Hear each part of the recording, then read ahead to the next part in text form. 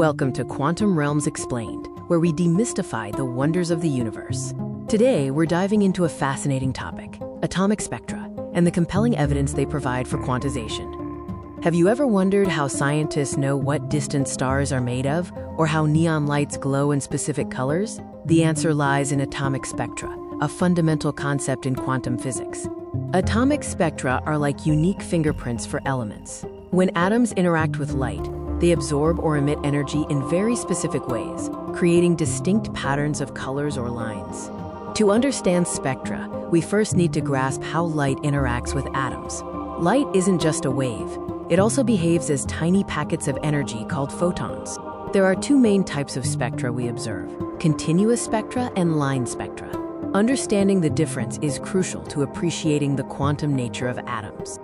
A continuous spectrum is what you see when white light, like sunlight, passes through a prism. It shows all the colors of the rainbow, blending smoothly from one to the next.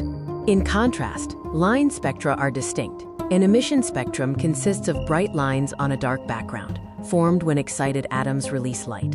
An absorption spectrum shows dark lines, where specific wavelengths of light have been absorbed from a continuous spectrum.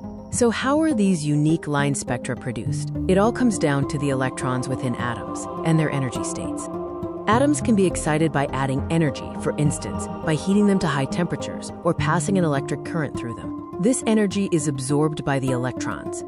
When an excited electron falls from a higher energy level to a lower one, it emits a photon of light. The energy of this photon corresponds precisely to the energy difference between the two levels.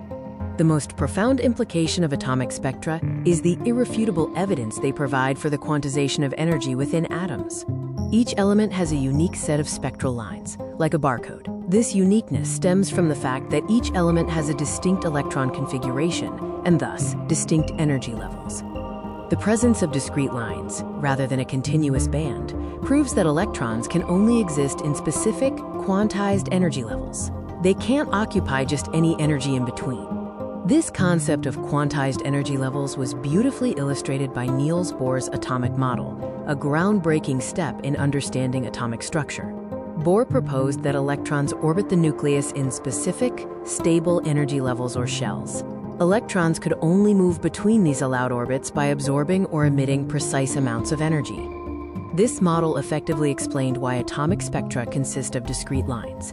Each line corresponds to an electron transition between two specific quantized energy levels. Beyond their theoretical significance, atomic spectra have numerous practical applications in science and technology. Astrophysicists use spectral analysis to determine the composition of stars and distant galaxies.